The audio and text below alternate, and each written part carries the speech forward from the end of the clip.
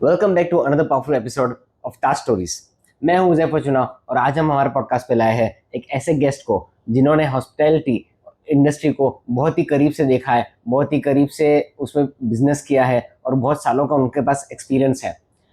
सबको लगता है कि रिजॉर्ट होटल यानी लग्जरी होता है, लेकिन उसके पीछे का क्या क्या जो डिफिकल्टीज रहती है, चैलेंजेस रहते हैं, उनका जो बॉटअप था उन्होंने कैसे टैकल किया, उसके बारे में जानेंगे।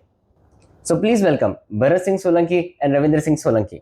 मिस्टर भरत भाई, आप हमारे दर्शकों को थोड़ा आपका शॉर्ट इंट्रोडक्शन दे दीजिए। आपका बॉर्न बॉटअप कहाँ से हुआ है, स्कूलिंग वगैरह एजुकेशन क्या है? मेरा नाम भरत सिंह सोलंकी है। बगल में बैठा मेरा छोटा भाई है। हम लोग बगल में जो गांव है जालत, और जालत इतना प्रसिद्ध है इसी कारण से कि हमारे वहाँ लखेश्वरी माता जो है वो बहुत प्रसिद्ध है और वो स्वयंभू उत्पन्न हुए है। और बगल में हमारे एक दादा है, भैरव दादा का मंदिर, वो भी स्वयंभू है। इसलिए जालत इतना प्रसिद्ध है कि बहुत प्रसिद्ध है। अब मेरा जहाँ तक सवाल है, मेरा एजुकेशन 1 से 6 तक जो मेरा गांव है जालत वहाँ पर हुआ है। और इसके बाद में 2 साल में थोड़ा अदर स्टेट में गया था। फिर मेरा कॉलेज जो हुआ है वो नवजीवन आर्ट्स एंड कॉमर्स कॉलेज से मैंने बीकॉम पास करा है। बीकॉम में मैं हायर सेकंड डिवीजन उस टाइम पे पास हूँ। उस टाइम पे कि जिस टाइम पे ओनली 60 मार्क्स का पेपर रहता था। 60 मार्क्स के पेपर्स के अंदर मैं तो गांव से जाता था, परिस्थिति हमारी ऐसी अच्छी थी नहीं, और नली वाले मकान में हम लोग रहते थे। समझ लो 12 रुपये पास के थे। और कभी कभी मदर फादर की परिस्थिति ऐसी थी, वो नहीं है तो हमको पूरा महीना अगर 12 रुपये का पास नहीं निकलवाते थे तो पैदल जाना था कॉलेज, या तो यहाँ से साइकिल लेके सीधा कॉलेज। उस टाइम तो आपको अगर मालूम हो तो ठक्कर फलिए के अंदर एक फाटक थी, ब्रिज तो अभी बना। वो फाटक इतनी कंजेस्टेड, इतना जाम रहता था, कभी कभी आधा घंटा के बाद वहां कॉलेज पहुंचते थे। तो ऐसी परिस्थिति में हमने पढ़ाई करी है, पर एजुकेशन हमें बहुत काम आया। हमारे माँ बाप ने जो एजुकेशन दिया वो एजुकेशन से हमने कुछ एग्जामें भी मैंने मेरे जीवन में पास करी, पर हमें नौकरी में सफलता नहीं मिली। किस कारण से नहीं मिली वो तो भगवान जाने, पर जो भी रीजन हो हमें नहीं मिली। तो इसके बाद में हमने संघर्ष कभी नहीं छोड़ा। आप बिलीव नहीं करोगे, परिस्थिति ऐसी थी तो हमने कंडक्टरी से लेके ट्रक में ड्राइवरी करी, और ड्राइवरी के बाद में मेरा विजन ब्रॉड था तो मैंने ट्रांसपोर्टेशन का बिजनेस चालू करा। मैंने पहले ड्राइविंग करके दूसरे लिमड़ी गांव है वहां पे नौकरी करी, सर्विस करी, और उन्हीं हमारे मालिक के साथ पार्टनरशिप में मैं गाड़ी लाया, ट्रक लाया, और फिर 1 की 2 गाड़ी करी। फिर मेरा बिजनेस बढ़ा। फिर मैंने इनको बोला कि सेठ देखो आपके पास मुझे बहुत साल हो गए, मैं अब अलग होना चाहता हूं। उन्होंने फिर धंधा ही बंद कर दिया। फिर मैंने मेरा ट्रांसपोर्ट का धंधा डाला। मैंने इंदौर के अंदर ऑफिस खोली, एक ऑफिस दिल्ली में खोली थी, इसके बाद में एक बॉम्बे भिवंडी में खोली थी, और एक मैंने खोली थी यहाँ दाहोद में। खासा अच्छा 15-16 साल मैंने अच्छा, मतलब मेरा बुकिंग का काम था और अच्छा मैं कमाया। इसके बाद में फिर मेरा थोड़ा सा विजन बढ़ा और मैंने सोचा कि देखो ट्रांसपोर्टेशन का अपना काम है तो अपने को होटल डालना चाहिए। फिर हमने एक ऐसा रिस्क लिया, और बगल में जो होटल है मेरी अवंतिका, वो हमारा सबसे पुराना वेंचर है। पहले मेरे बड़े भैया थे, वो भी ड्राइवर थे, और उनकी बदौलत हम लोग, मैं और मेरे बड़े भैया, एक मेरे मासा है, वो हमको ये गाड़ी लाइन में लाने वाले थे, और उनकी बदौलत हम दोनों भाइयों ने बहुत मेहनत करी। फिर भाई को मैंने साथ में लिया, ये भी ट्रक के अंदर बहुत मेहनत इसमें भी करी, मेरा छोटा भाई है। इसके बाद में हमने ये होटल डाली। होटल डालने के बाद में मुझे मालूम था कि होटल के अंदर क्या नीडफुल है, लोगों को क्या चाहिए। अगर आपने क्वालिटी दी, जैसे आज हमारे वहां दोनों होटल के अंदर पनीर हम लोग खुद बनाते हैं। मैं तो लोगों को कहता हूं कि रहिए कहीं भी, खाइए पनीर, अगर खाना है तो अवंतिका में। क्यों? कि ये हमारा होम प्रोडक्ट है, हम बाजार से नहीं लाते हैं पनीर। इसके बाद में पहले तो हम कुछ सब्जियां भी खुद उगाते थे। अभी तो बहुत सारी सब्जी नहीं उगाते, पर बहुत सारी सब्जी ऐसी थी कि जो ऑर्गेनिक थी। आज हमने सबको समझाया, और हम लोग समझे 17 साल से यूरिया, सल्फेट, डीएपी हमने जमीन में नहीं डाला है। क्या बात। 25 साल से, लो 25 साल से नहीं डाला है।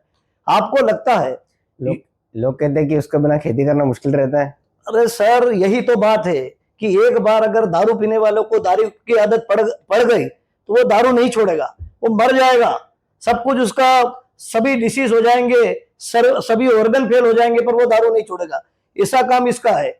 अब लोगों की समझ में आना चाहिए, ये मातृभूमि अपनी माँ है, अपन इसको माँ कहते हैं, और माँ के अंदर अपन क्या डाल रहे हैं। आप मुझे ये बताएं कि दुनिया के अंदर सारी चीजें जो आप इसमें दवाई से लेके खाने से लेके जो चीज अपनी जीवन जरूरियात की है वो चीजें जमीन से ही पैदा होती है। जमीन से आप फ्रूट कहां से खाओगे, जमीन से उगेगा। अनाज कहां से खाओगे, जमीन से उगेगा। पानी कहां से लाओगे, जमीन से उगेगा। अभी मैंने कभी अभी एक इंटरव्यू सुना था कि खेड़ा डिस्ट्रिक्ट के अंदर आणंद गांव है। आणंद के अंदर उस टाइम के एमएलए एमपी जो भी है, उन्होंने सोचा कि यहाँ पानी की नहर जा रही है तो लोगों को पानी मिले, इसलिए मैं इसका सर्वे करूं। तो पूरी जमीन के अंदर नाइट्रेट मिला। अब नाइट्रेट वाला आदमी पानी कैसे पी सकता है? तो जमीन की खराबी किससे होती है? ये खाद से, और वो भी समझ लो रासायनिक खाद से। यूरिया डीएपी अगर एक बार आपने डाल दिया तो फिर उसके बगैर ये जमीन के अंदर पौधा उगेगा ही नहीं। आज विचार करिए कि जो साला 8 दिन का फ्रूट है वो 10वें दिन इतना बड़ा हो जाता है, कैसे होता है? लोगों को अब समझना चाहिए। हमारे बुजुर्ग कहते थे कि पहले 80-80 साल तक किसी ने कैंसर का नाम नहीं सुना था। सुना था क्या? किसी ने नहीं सुना था। क्यों? कि अभी हर चीज सुबह उठ के आप खाओगे तो उसमें कहीं न कहीं रासायनिक पदार्थ है। और इसीलिए अभी हम लोग भी गांव में कहीं भी इधर उधर जाते हैं, छोटा मोटा प्रोग्राम करते तो वहां बोलते हैं कि कम से कम अपनी माँ को बचाओ आप, क्योंकि आने वाले टाइम में आप सभी जहर ही खा रहे हो। और उसके ऊपर तो सरकार को भी संज्ञान लेना चाहिए। इससे मैं आपको इसका बेनिफिट नहीं है, नुकसान क्या है ये बताऊंगा। कि अगर एक बार मैंने यहाँ पे चावल की खेती करी और डीएपी डाल दिया पहले, फिर यूरिया डाल दिया, सल्फेट डाल दिया, एक बार डाल दिया पैदावार बहुत ज्यादा हो जाएगी, पर दूसरी बार अगर नहीं डाला तो जीरो। दूसरा, मेरे को तो मैं तो फार्मर हूं, इसलिए कि जो जमीन के अंदर मान लो गेहूं मक्का अपन ने उगाया उसका ही बीज डालिए और उसी से ही पैदावार लीजिए। अभी तो ऐसा अमेरिका ने एक निकाल दिया सर्टिफाइड बीज कि आपने डाल दिया, उगा दिया, फिर वो बीज आप जमीन में नहीं डाल सकते हो। तो ये एक अधोगति है। फार्मरों को इससे चेतना पड़ेगा, सरकार भी संज्ञान ले रही है, पर ये अवेयरनेस फार्मर में खुद में आना चाहिए। तो ये था मेरा एक ये गांव का बैकग्राउंड। गांव से मैं खड़ा हुआ हूं, मुझे फीलिंग है इसलिए मैंने ये वर्ड्स बोले हैं। अब रहा सवाल मेरे संघर्ष का, तो संघर्ष तो मैंने जीवन में बहुत करा है, और अभी भी 63 का मेरा आयु है और अभी तक जारी है। आज भी मैं सुबह 4:30 बजे उठ के 5 बजे यहाँ आता हूँ। आपको अगर यहाँ आओगे तो आपको कहीं भी मेरी रिसोर्ट के अंदर दाग नहीं मिलेगा। चाहिए क्या आदमी को? सफाई चाहिए। मैं भी कहीं भी जाता हूं तो सबसे पहले बाथरूम खोलूंगा कि वे बाथरूम क्लीन है कि नहीं। आज मेरे पास 80 आदमी का स्टाफ है, 80 आदमी का 17 लाख रुपए पगार जाती है, 4 लाख रुपए लाइट बिल जाता है महीने का। हाँ, यस। तो समझ लो कि 22 लाख रुपए जब तक आप नहीं कमाओगे तब तक आपका लेवल 0 है। तो ये कमाना ही पड़ेगा, और मालिक देता है, ऐसी बात नहीं है। लोग जो हाउस कीपिंग का स्टाफ है ना, वो आपकी जान है। लोग उससे धुना करते हैं, नहीं करना चाहिए। मैं तो कहता हूं उनके साथ बैठ के खाओ। क्यों? कि आपके हाथ पांव वही है। और मेरा हाउस कीपिंग का स्टाफ आप इंडिविजुअली किसी को पूछोगे ना तो सारा खुश है। क्यों? कि मैं उनको नौकर की तरह कभी भी बिहेवियर नहीं करता हूं। बिल्कुल मेरे पास कि भैया नहीं आइए, क्या चाहिए, और इनको फैसिलिटी। यहाँ मेरे पास जितने भी है 80 में से जो भी फिंगरप्रिंट रखते हैं, करीबन 60 आदमी का तो 10-10 लाख का मैंने इंश्योरेंस उतार रखा है कि खुदा न खास्ता कुछ अगर हुआ है तो 10 लाख बहुत बड़ी रकम है उसके लिए। तो ये चीजें आप अगर कमा के कोई दे रहा है तो आपको अकेले को जेब नहीं भरना है, वो भी आपका परिवार है, तो उसका भी आपको ख्याल रखना है। आप यहाँ रिसोर्ट में कहीं भी घूमोगे तो एक भी स्टाफ ऐसा नहीं होगा कि वो बोलेगा कि हम यहाँ सेटिस्फाइड नहीं है। और इसका मेन रीजन यही है कि एक तो आपका नेचर आपको सही रखना पड़ेगा, दूसरा आपका लोअर कैटेगरी का जो भी वर्कर है उससे आप प्रेम करिए। अगर आप प्रेम करोगे तो 4 गुना काम करके देंगे वो, और ये होना भी चाहिए। आज आप कहीं भी देखो, मेरे कोई भी आप बाथरूम में घूम के देख लोगे, आपको कहीं भी कोई बाथरूम डर्टी नहीं मिलेगा। और दूसरी बात, ये मैनेजमेंट है। अभी मैंने सोचा कि ये लोग थक जाते हैं, तो मैंने क्या करा, सुबह एक लड़का, भैया तू जो भी पैसे ले, तेरा आउटर का काम है, सारे बाथरूम क्लीन करके जाना, तू 1 घंटे में जा, तू 8 9 10 हजार जो घंटा या 1.5 घंटा जो भी हो तेरा लेके तू छुट्टा हो, तू काम करके चला जा। ये विजन है। क्यों कि पूरा स्टाफ इधर उधर लगा रहता तो आउटर एरिया रह जाता है।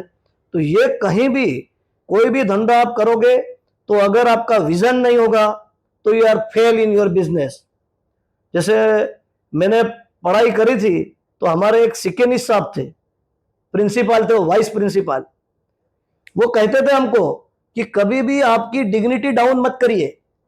वो कहते थे डिग्निटी डाउन मत करिए, यानी आपके अंदर एबिलिटी है तो आपकी टांग खींचने वाले 50 मिलेंगे, पर आपका संतुलन मत खोइए।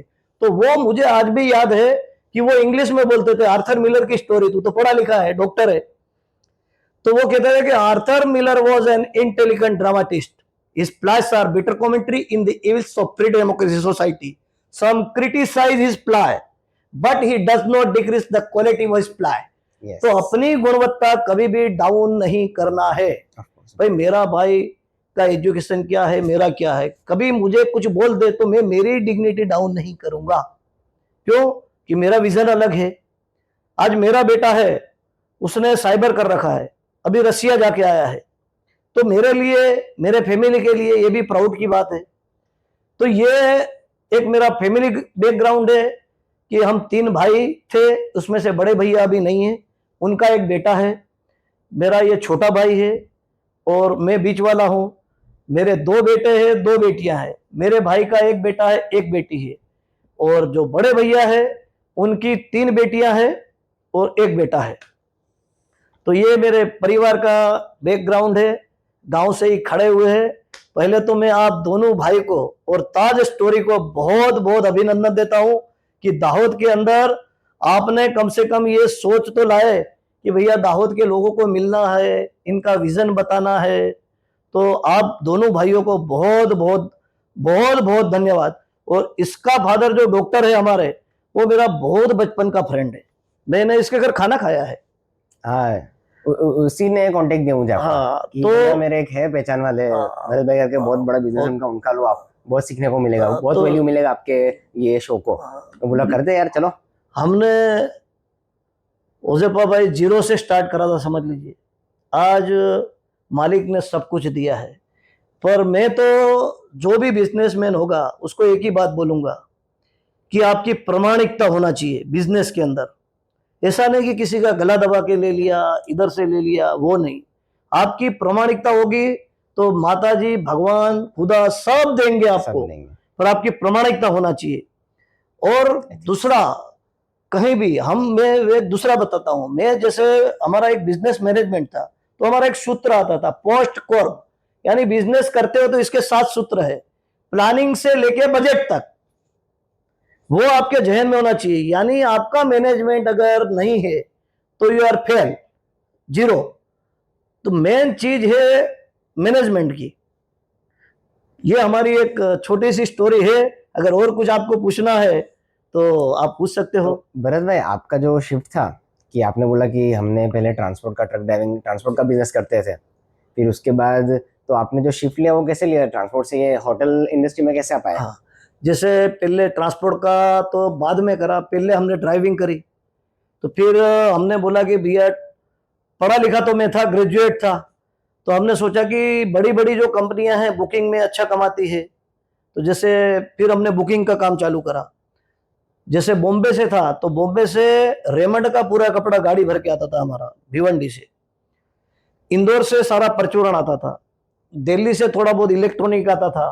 तो जैसे वैसे हमने, और हमको मतलब भगवान ने भी बहुत सहायता करी, उसी तरीके के हमें इंसान भी मिले। जैसे इंदौर में था तो मेरे पास सबसे पहले एक राम सिंह करके लड़का था, बहुत ही ऑनेस्ट, बहुत ही ऑनेस्ट। और इसके बाद में उसने छोड़ दिया तो पुष्पेन करके उसके पास तैयार हुआ लड़का, वो मिला, वो भी इतना ऑनेस्ट।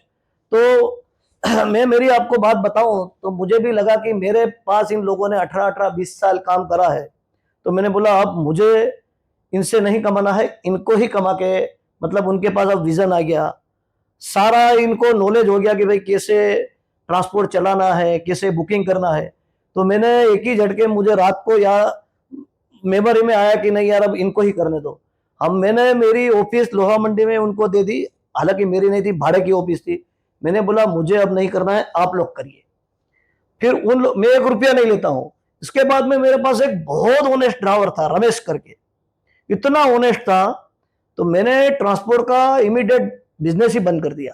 तो मेरी एक गाड़ी 12 चक्का रह गई थी बेचने की, 7-8 गाड़ी में से एक गाड़ी रह गई थी। एक दिन उसका फोन आया, मैं तो बोले ले मजूरी कर रहा हूँ। मैंने बोला क्यों? बोले बहुत सीधा। मैंने बोला तू आ जा इधर। मैंने बोला ये गाड़ी ले जा, गाड़ी चला। लाने वाला हमारे बड़े भैया थे और वो बहुत ही ऑनेस्ट। उसको गाड़ी दे दिया, हमने बोला हमें पैसा नहीं चाहिए, कुछ भी नहीं, तू चला। 14-15 लाख की गाड़ी हमने उसके नाम पे रजिस्टर करके दे दी। पर वो 14-15 लाख आपने कोई दान नहीं करा, ऐसा नहीं करा, उसने मेरे उसके 15 साल उसने दिए उसके, तो कोई मुझे कमा के भी बहुत दिया है। तो इसलिए मेरा अगर आत्मा गवाह करा कि नहीं मुझे देना चाहिए, तो मैंने दे, और आज आज भी वो चला रहा है। तो ये है हमारी ट्रांसपोर्टेशन की कहानी। बताया। इसके बाद मैं आपको बता दूं, मैं कुछ समझ लो, मेरा जन्म 1964 में है, 24 जून 1964। 1980 में मैंने एसएससी करा, ओके। एसएससी करा, और इसके बाद में 85-86 में मैंने ग्रेजुएशन फाइनल करा। अभी मेरे परिवार में मतलब भाई की जो बेटी है वो भी अच्छा एजुकेशन प्राप्त कर रही है। बेटा मेरा है वो, उसने साइबर करा, दूसरा बेटा बिजनेस मैनेजमेंट कर रहा है। तो और मेरे कजिन भतीजे का बेटा अच्छी जगह राजकोट में पढ़ाई कर रहा है। तो मैं तो हमेशा कहता हूँ कि कुछ भी हो जाए आप बच्चों को पढ़ाओ। अगर पढ़ा लिखा बच्चा होगा ना तो इसका विजन बढ़ेगा, अगर पढ़ाई नहीं होगी तो विजन नहीं आएगा। आपको पढ़ाना पड़ेगा, एजुकेशन इज मस्ट। हाँ यस, बहुत जरूरी है। आपके पर पोलाइटनेस कब आएगा? एजुकेशन होगा तो भी आएगा। तो एजुकेशन बहुत जरूरी है। अभी आपका एक इंटरव्यू मैंने देखा था लक्ष्मण भाई राजगुर का, उस आदमी ने जो इंटरव्यू दिया बहुत सही शॉट दिया, वो बहुत सही बोले वो, क्योंकि पर वो आज भी मैं इसकी तारीफ इसलिए करूंगा कि कुछ भी काम गोदी रोड का होता है ना, तो मैंने इसको परखा है। ये इमीडिएट फॉर्मालिटी नहीं करता है, रियलिटी में काम करता है, मैंने देखा है इसको। तो उसका इंटरव्यू मैंने उस दिन सुना, तो वो बहुत अच्छा। और अगर ऐसे लोग होंगे ना, आज गोदी रोड पे कुछ भी कोई छोटी मोटी घटना होगी, आप बोलोगे तो आदमी इमीडिएट खड़ा रहेगा। हमारे राजपूत समाज के वहाँ मेरे ख्याल से 25-30 घर तो होंगे। तो अच्छा नेता भी चाहिए आपको। यहाँ भी समझ लीजिए कि अपना ये बैकवर्ड एरिया है, तो नेता तो बैकवर्ड है, पर लोगों को अच्छा आदमी चुन के लाना पड़ेगा कि जो आपकी समस्याएं सुने, समझे। तो ये दाहोद के लिए भी बहुत जरूरी है। तो भरत भाई, ये मेरा आपसे एक सवाल है, शायद बहुत लोगों का होगा, कि आपने जब इतना बड़ा रिजॉर्ट डालने का सोचा तो आपने दाहोद ही क्यों चुना? जैसे कि अभी मेरे जैसा कोई भी होता इंसान तो वो सोचता कि भैया गुजरात में अगर जाऊंगा तो मैं अहमदाबाद जाऊंगा, सूरत, बड़ी जगह जाऊंगा, दाहोद तो शायद नहीं करूंगा मैं। तो आपका ऐसा क्या विजन था दाहोद को लेके कि आपने दाहोद में होटल और रिजॉर्ट डाला? देखो उजैफा भाई, ऐसा है, हर जगह पैसा नहीं होता है। जिस एरिया में आप रहते हो तो वहाँ लोगों को भी कुछ बेनिफिट मिलना चाहिए। कहने का मतलब अभी विजन की बात थी। मैंने पहले शुरुआत में होटल डाला, जो बगल वाला मेरा अवंतिका होटल। तो मेरे कई मित्र वणिक समाज से, वो कहते थे कि अरे यार ये तो पूरा जंगल है, क्या कर रहे हो आप, मत करिए इतना खर्चा, क्योंकि ये सिंगल रोड था उस टाइम पूरा।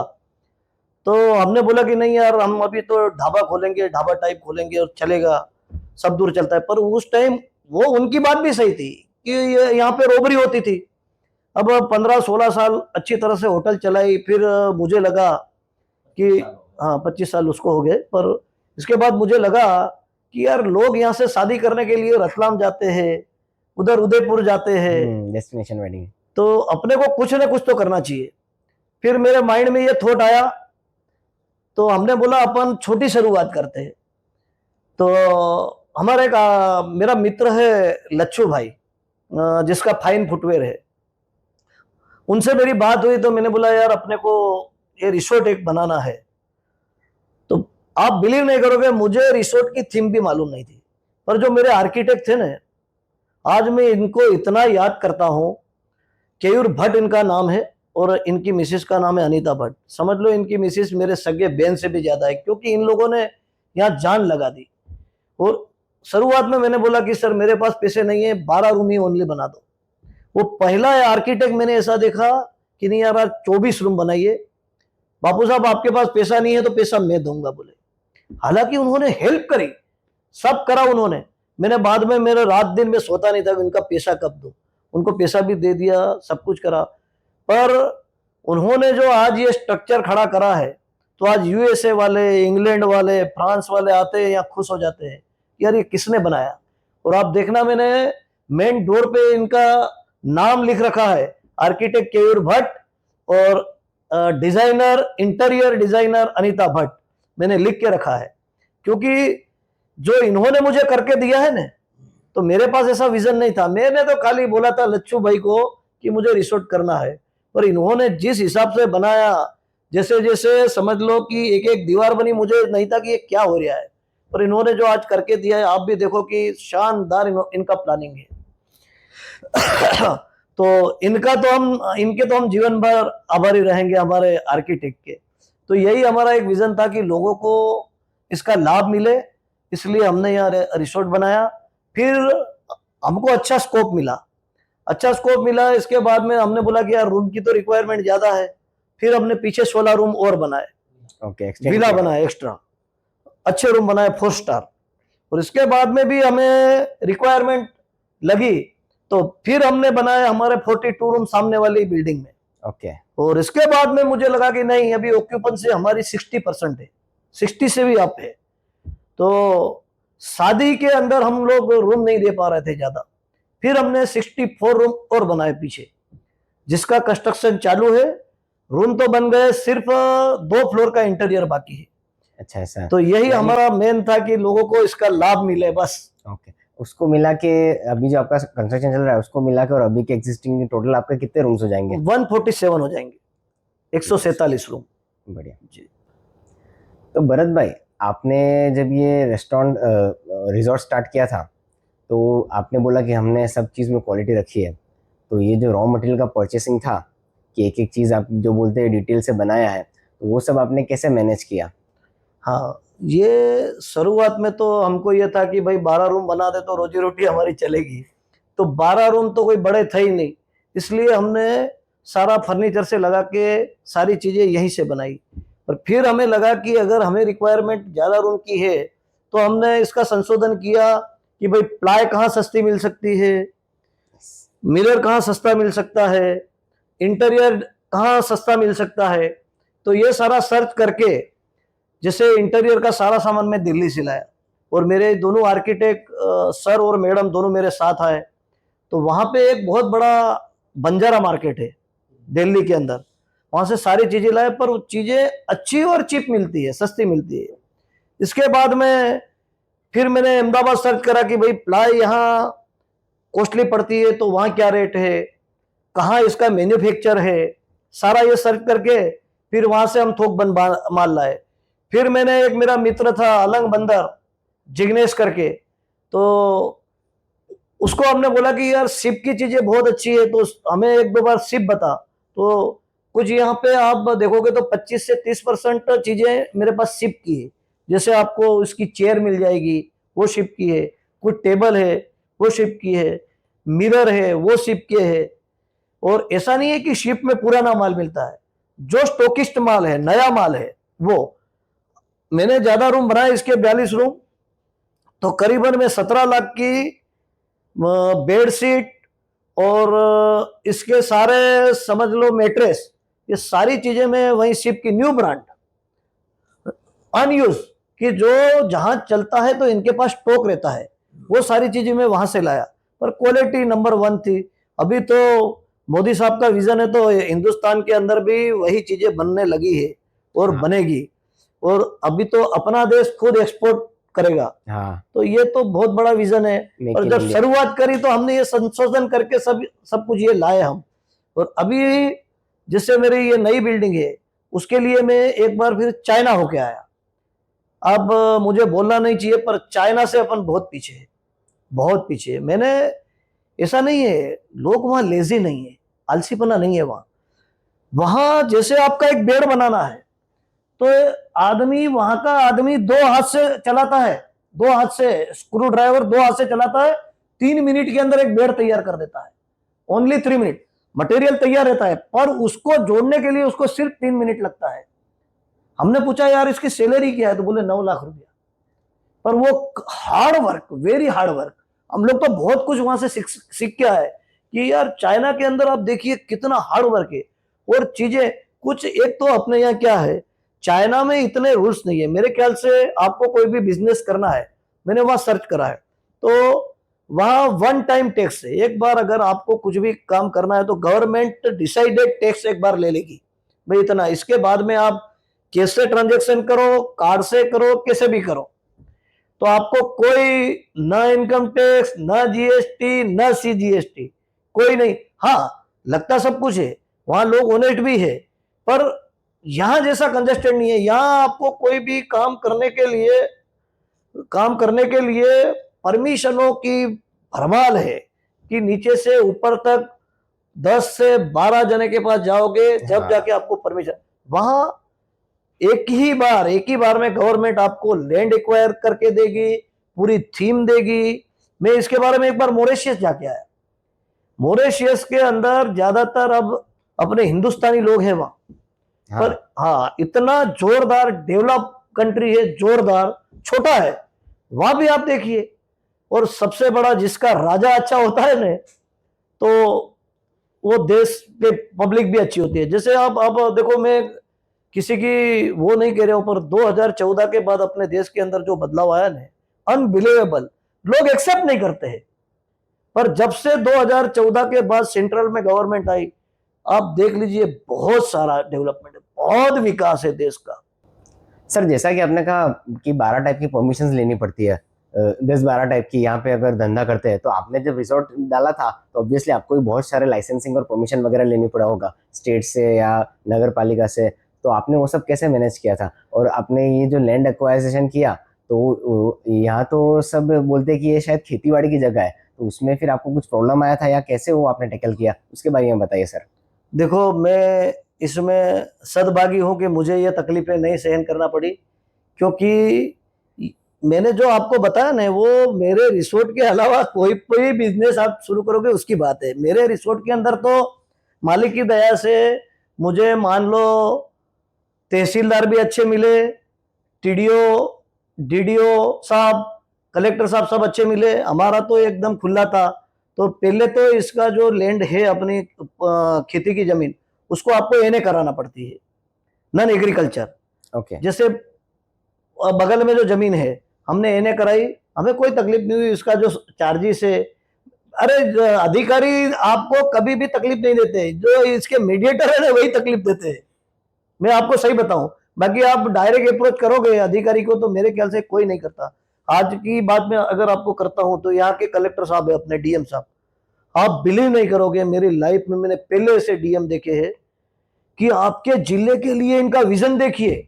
अभी हमें रतनमाल वो विजिट कराने ले गए थे, वहां पे उन्होंने बोला कि इस रतनमाल के अंदर मुझे कुछ ऐसा करना है कि जो कम से कम आदिवासी लोग हैं इनको रोजी रोटी मिले, रोजी रोटी मिले। तो आप विचार करिए, इनका विजन, इनका हर तरह। जैसे मेरी बात होती रहती है सर से, कभी कभी मुलाकात होती है तो उनसे बात होती है, तो बोले बस इनका एक ही विजन, मैंने पहले ऐसे डीएम देखे हैं कि बस यहाँ की, मेरे जिले की पब्लिक को रोजी रोटी कैसे मिले। बहुत बड़ा विजन है। वहां पे इन्होंने बोला कि आप यहाँ पे डेवलपमेंट करिए ताकि आपको कम से कम पूरा जंगल घुमाने के लिए, जिसको अपन क्या कहते हैं, घुमाने वाला, वो उसको रोजी रोटी उसके लिए तैयार करेंगे, क्लासेस कराएंगे, गाइड। तो आप गाइड तैयार करिए, एक रोजी रोटी के अवसर पैदा होंगे। इतना बड़ा ब्रॉड विजन है। अभी फिर हमने, मैंने मजाक में बोला कि सर यार, यहाँ लोग टोकिस से तरसते, तो मुझे एक परमिशन दीजिए टोकिस का। एक सेकंड का विचार करने के नहीं करा, उन्होंने बोला कि आपका रूरल एरिया में है, कोई दिक्कत नहीं, आप नॉर्म्स तो देखो फॉलो आपको करना पड़ेगा। कलेक्टर साहब भी ऐसे परमिशन तो नहीं देंगे आपको, इसके नॉर्म्स तो जैसे फायर का नॉर्म्स है, डिस्टेंस का नॉर्म्स है, चारों ओर कितना लैंड आपको छोड़ना पड़ेगा वो नॉर्म्स है। भाई नॉर्म्स पे करोगे तो जैसे ये डीएम है, ऐसा अगर डीएम होगा तो आपको कोई तकलीफ नहीं है, मेरा ये मानना है। नहीं, बहुत अच्छा। और हमें बिलीव नहीं करोगे, मेरा सिर्फ होटल का परमिशन था, इसको बहु हेतु साहब ने 15 दिन में करके दे दिया, 15 दिन में। और एक 5 और उल्टा मुझे पूछा कि भाई मेरे कोई स्टाफ ने आपको हैरान तो नहीं करा? मैंने बोला नहीं सर, किसी ने नहीं करा।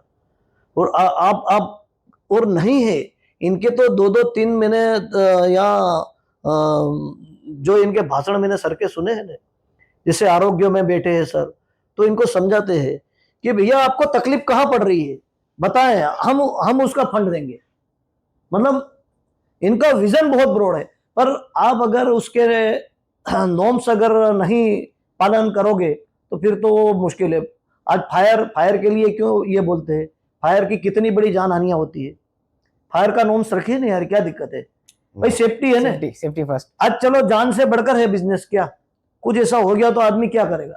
रखिए ना, आपके पास प्रोविजन रखिए। मैं तो कहता हूं जितना फायर्स का नॉर्म्स है उससे 2 चीज ज्यादा रखिए आप, क्या दिक्कत है?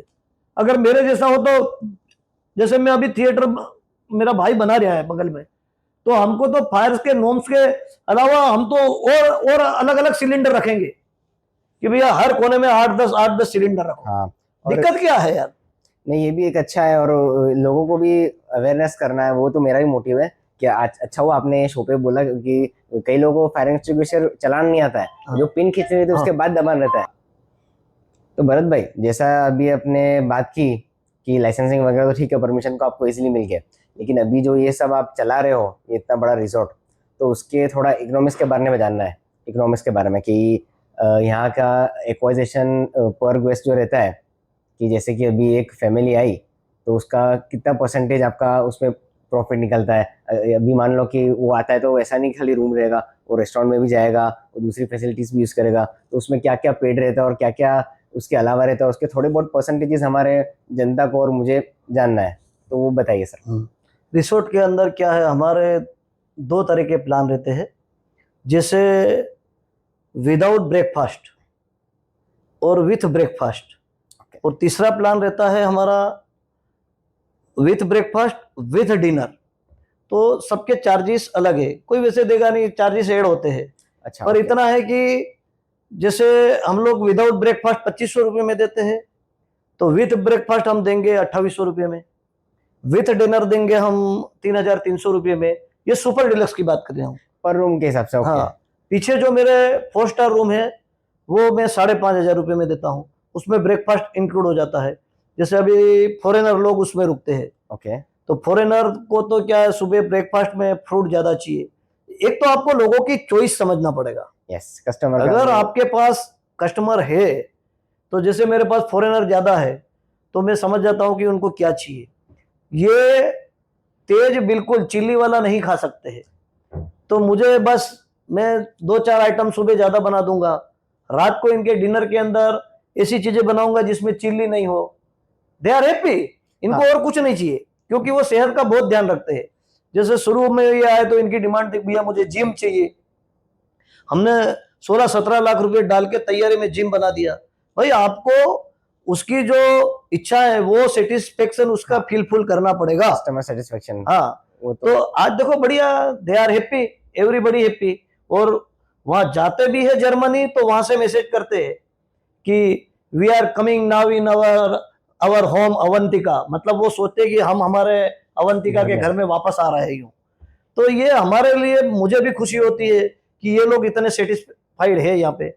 कभी कभी कोई लोग नाराजगी अगर दर्शाते हैं, बताते हैं, तो मैं मेरे स्टाफ को बोलता हूं कि customer is always God.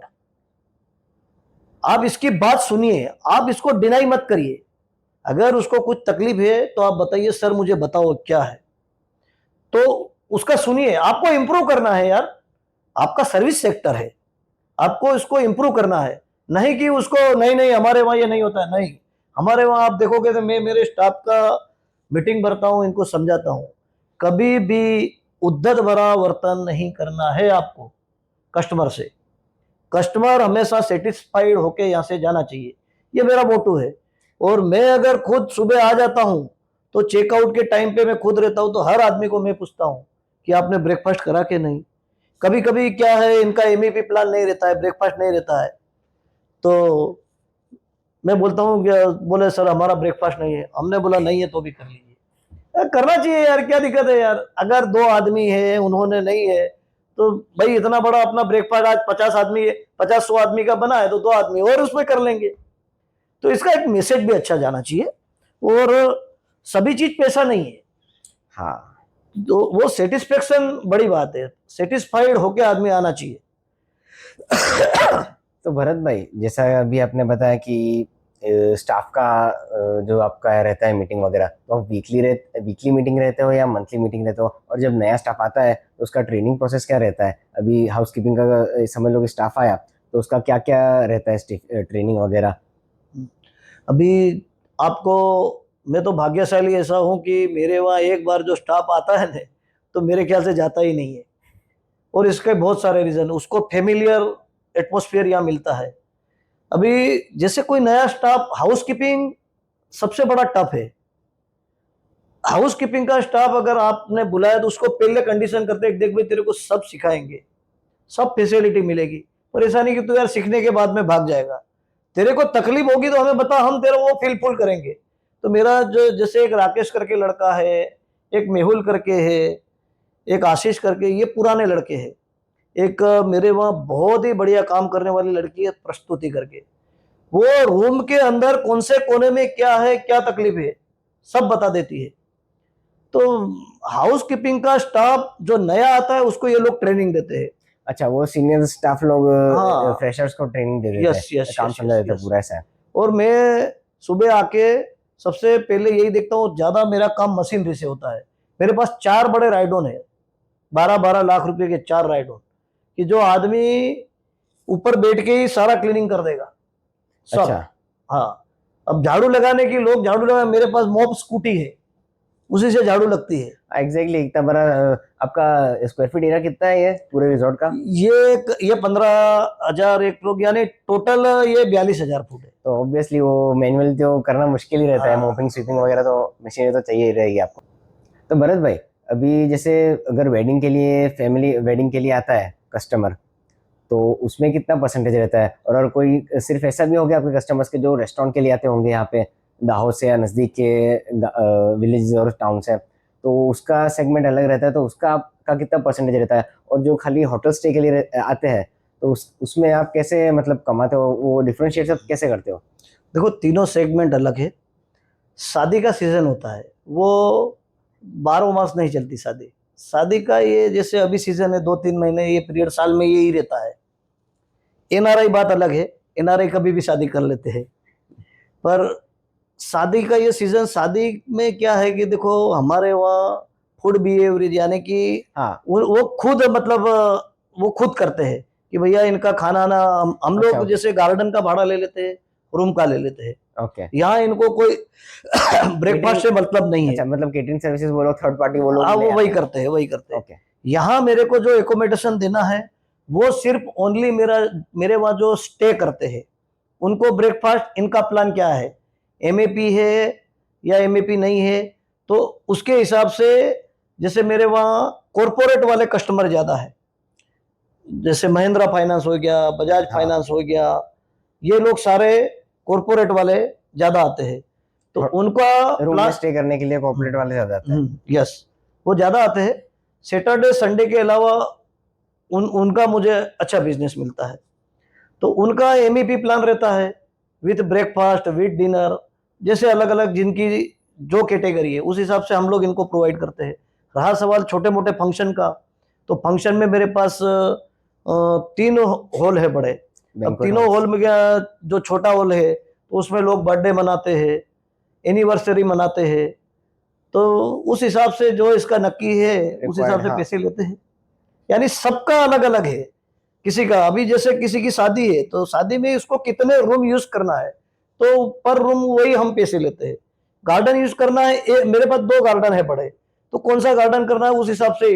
Banquet है बड़ा, तो अगर बैंक्वेट यूज करना है तो बैंक्वेट का पैसा लगेगा। उस हिसाब से अलग अलग सेगमेंट है। भरत भाई, जैसे कि आपने अभी बताया, थोड़ा बहुत उससे चला हमको कि आप बहुत टेक्नोलॉजी का यूज करते हो। तो आप आपके रिजॉर्ट में टेक एनेबल कैसे बनते हो? आप कैसे टेक्नोलॉजी का इस्तेमाल रिजॉर्ट में करते हो, वो हमें बताइए। देखो मेन चीज, जैसे यहाँ पे 3 फ्लोर, वहाँ पे 4 फ्लोर, और उसके बगल में बना है वहाँ 5 फ्लोर है। अब हर फ्लोर पे आप एसी क्लीनेस नहीं कर पाओगे जो मशीन से कर पाओगे। आप मान लो 25 बाई भी लगाओगे तो इतनी क्लीनेस ये 2 मशीन कर देगी, इतनी क्लीनेस उससे नहीं होगी। क्यों? कि ये जो मशीनरी है वो क्लीनिंग के साथ सक करती है, ओके। सक्शन करती है, तो पूरा क्लीन कर लेगा। एक बार अगर आपने मशीन मार लिया तो पूरा नीट एंड क्लीन कर देगा। कॉस्टली जरूर है, पर उसका हम लोग जो शुरुआत में जैसे राइडोन है, राइडोन चलाने की एक हम लोग इसको वो देते हैं ट्रेनिंग कि भैया ऐसे चलाना है, तो 2 या 3 लड़के को स्पेशल ट्रेनिंग दे रखा है कि राइडोन सिर्फ आपको चलाना है।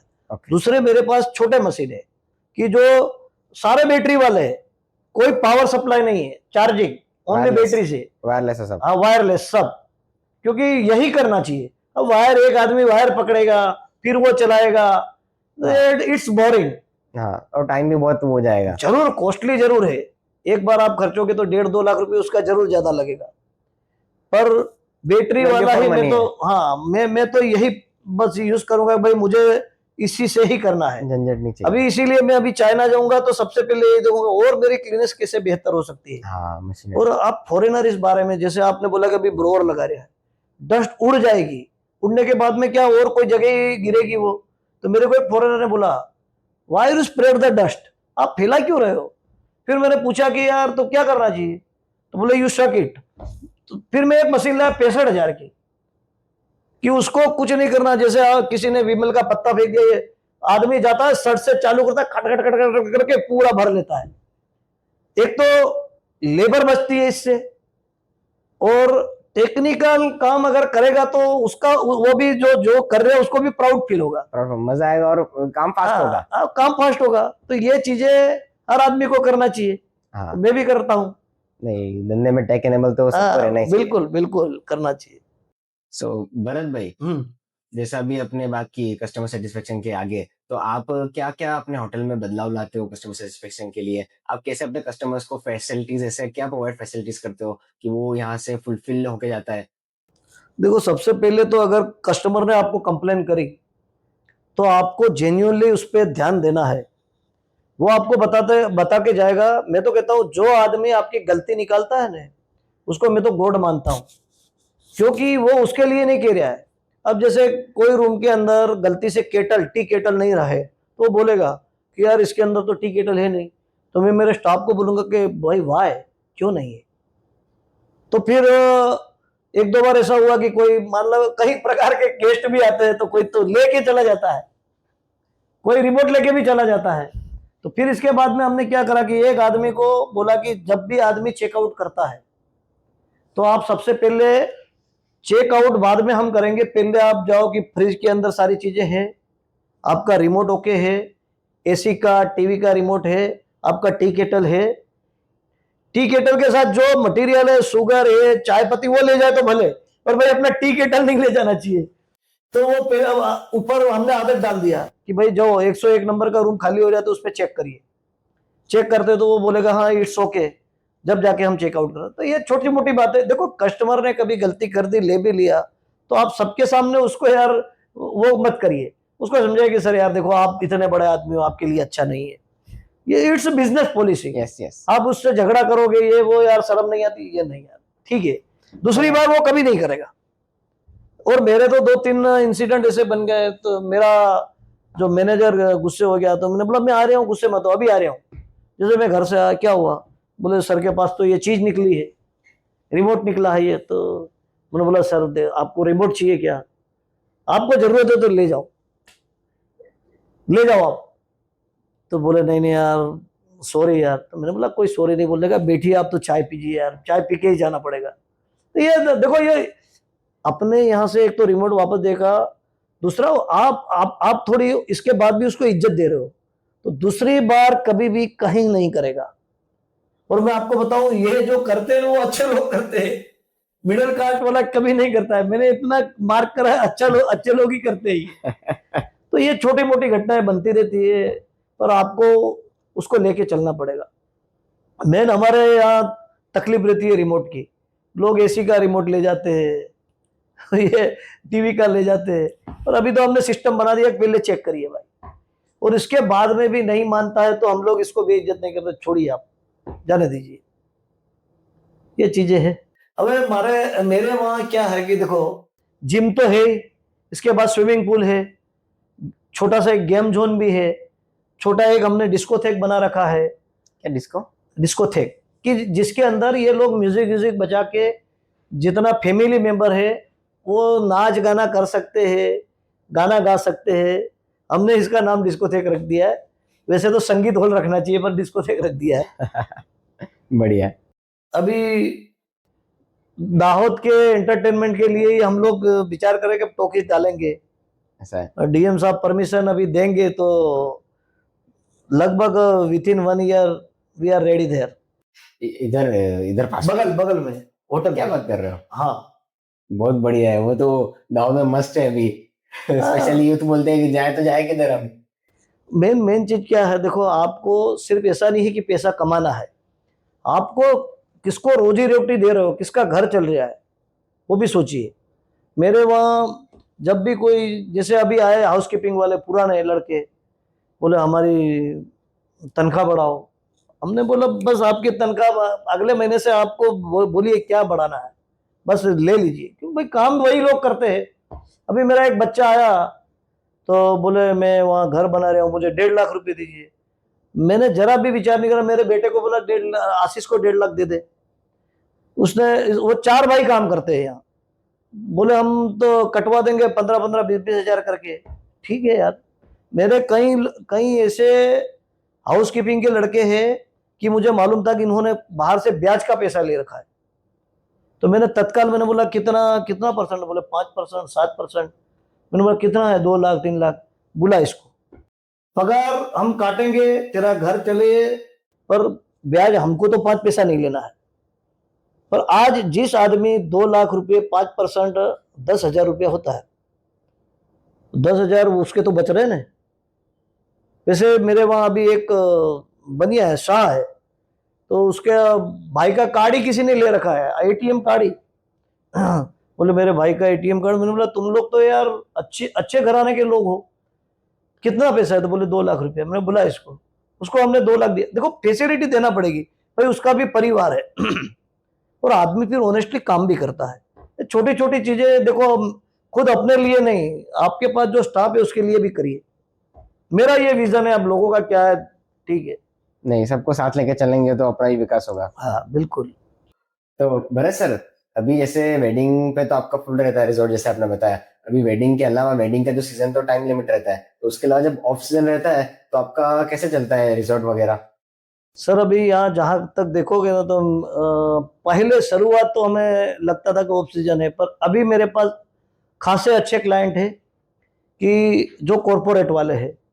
सैटरडे संडे आपको थोड़ा ऑक्यूपेंसी कम रहता है, बाकी मंडे टू सैटरडे फ्राइडे ये फुल रहता है, समझ लो 70% से ऊपर रहता है।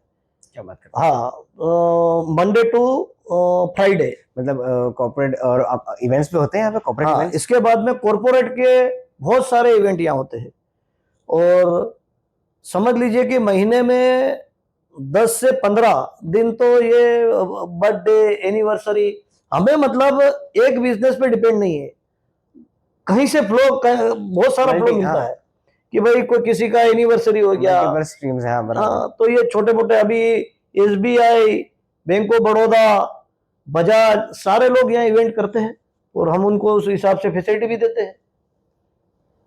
तो ऑल ओवर ऑक्यूपेंसी के हिसाब से देखे जाए तो हमने अगले साल हमारा निकाला था तो 60% का हमारा रेशियो आया था। तो मेरे हिसाब से 60% अच्छा है। थ्रू आउट द ईयर 60% आपका फुली रहता है हाँ, ऐसा? Yes yes yes yes. तो भरत भाई, जब आपने ये स्टार्ट किया रिजॉर्ट, तो आप इनिशियल क्लाइंट्स कहाँ से लाए आप? मतलब आपने मार्केटिंग की या फिर जो पहला जो कस्टमर बेस था वो आपका कहाँ से आया था? सर, इसके लिए मैं आपको बताऊंगा कि हमने सोशल मीडिया के अंदर हम लोग बहुत वीक है। हमने सोशल मीडिया में कहीं भी मार्केटिंग नहीं करा, पर हमारे वहाँ एक बार जो भी आदमी आ गया तो माउथ मार्केटिंग बहुत हुआ कि भैया यहाँ इतना क्लीनेस है, ऐसे ब्रॉड रूम है, यहाँ ये फैसिलिटी है। तो बहुत अच्छा धंधा उनसे ही मिला है हमें। जैसे एक क्लाइंट गया, महिंद्रा का गया, बजाज को बोला, बजाज का गया, तीसरे को बोला, जैसे हमारे पास अच्छा फ्लो आया। इसीलिए मैंने आपको स्टार्टिंग में पूछा कि हमें थोड़ा करना है सोशल मीडिया का। हाँ जरूर। तो वो हम लोग जाएंगे और करना भी चाहिए, सोशल मीडिया का जमाना है। जमाना है, क्योंकि आज का क्या रहता है कि दिन के 6-7 घंटे लोग इस पे रहते हैं। बिल्कुल बिल्कुल। तो इधर दिखेगा तो बिकेगा, और मेरा क्या कहना है कि जो ज्यादा दिखता है वो ज्यादा बिकता है। यस यस यस, पॉलिसी ये है बहुत मेरा। जरूरी है। इसमें हम लोग थोड़े सोशल मीडिया में वीक है, और आप लोग मिले तो वो हम जरूर हमें करना है। जरूर पर करेंगे। मेरा माउथ मार्केटिंग बहुत है। जैसे अभी 2027 में मेरे पास दिल्ली के बुकिंग है, शादी के। दिल्ली के है, पुणे के है, बॉम्बे के है। तो अगले ये साल माउथ के- मार्केटिंग से मिला है। अगले साल की बुकिंग अभी से आपके पास हाँ, रेडी है? 2027 के बुकिंग अभी मेरे पास है। 15-17 बुकिंग 2027 की है। बढ़िया। तो बस उससे हम लोग भी खुश है। भाई, दिल्ली वाला आदमी यहाँ आके शादी कर रहे हैं तो हमारे लिए प्राउड है। प्राउड है। तो ऐसे माउथ मार्केटिंग हमें उसका लाभ बहुत अच्छा मिला है। तो भरत सर, अभी समझ लो किसी को ये रिजॉर्ट का बिजनेस स्टार्ट करना हो, ये यंग एंटरप्रेन्योर का या मेरे जैसे किसी को भी, तो उसको आप क्या एडवाइस देंगे? क्या क्या चीजें जो आपको लगता है शायद आपने गलत किया, ऐसा कि इसमें बहुत टफ था, तो वो ये ध्यान रखना, वो एक शॉर्ट ब्रीफिंग दे दीजिए। देखो, ऐसा है कि रिसोर्ट का हमें इसलिए डबल बेनिफिट है कि हमारा रोड के ऊपर है, मेन हाईवे पे है। तो हमें कस्टमर बेस अच्छा मिलता है, मार्केट का भी। अब अगर इंटीरियर है तो इंटीरियर के अंदर तो आपको ये सीजनल बिजनेस ही मिलेगा। तो वहाँ पूरा आपका मतलब उसका पर्याय ही बदल जाता है।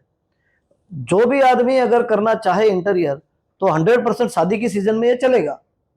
पर आपको कस्टमर बेस इतना हाईवे में जितना मिलता है वहां नहीं मिलेगा। सिटी में नहीं मिलेगा उतना। तो उस हिसाब से अब हर आदमी, मेरे से भी बहुत बड़े बड़े लोग पड़े हैं, उनके विजन से काम करते हैं। अब मेरा विजन, मैं एक फार्मर का बेटा हूँ, मेरा जितना विजन था वो मैंने कर लिया। नहीं नहीं, बढ़िया है, बहुत बढ़िया। तो भरत सर, हॉस्पिटैलिटी इंडस्ट्री जो है ये रिजॉर्ट की, तो वो 10 साल में वो कहाँ पहुंचेगी, और आपका क्या विजन है अगले 10 साल में? आप अवंतिका रिजॉर्ट को कहाँ देखना चाहते हो? देखो सर, आदमी को अगर जितना भी, जैसे मेरा 3 स्टार है, अब अगर 4 स्टार 5 स्टार में बाहर जाओगे तो उसकी एजेंसियां रहती है। यहाँ मैं खुद हैंडल करता हूँ। वो लोग तो क्या, इनके पास ऑक्यूपेंसी भी फुल रहती है। आज इंदौर शहर है, इंदौर में अगर कोई 4 स्टार अच्छी होटल डालेगा तो उसको एजेंसी लेना पड़ेगी, और उसकी एजेंसियां बहुत है, आपको मिलती है। पर एजेंसी के अंदर क्या है, टाइम टेबल वाला काम है, कुछ खर्च ज्यादा होता है। पर हमने सीख लिया है कि भाई मैनेज कैसे करना है, किसको हैंडल करना है।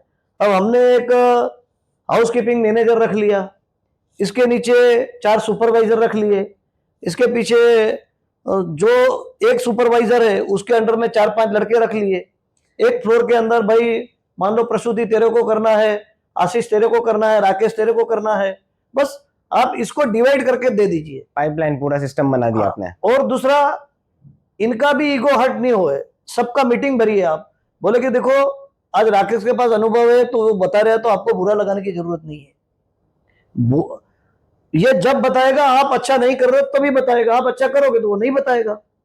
तो ये भी बहुत जरूरी है, बैलेंस। बैलेंस आपको करना पड़ेगा। जैसे बीच में मेरे पास एक कंप्लेन आई कि सर यार, हमें तो शाम को एक ही तरह का खाना मिलता है। मैंने बोला ऐसा नहीं हो सकता है यार। मैंने इमीडिएट हमारे कुक को बुलाया, सबको इकट्ठा करा, भाई इनको क्या देते हो? बोले हम तो वेजिटेबल देते हैं, दाल देते हैं, पापड़ देते हैं, छाछ, ये सब छूटे। तो मैं समझ गया भाई आपकी डिमांड पनीर की है। बोले हाँ। मैंने बोला इनको पनीर दीजिए। भाई क्या है यार, स्टाफ है, खाएगा पनीर, क्यों नहीं खाएगा? तो इनको हफ्ते में 2-3 दिन पनीर का सब्जी देना ही है।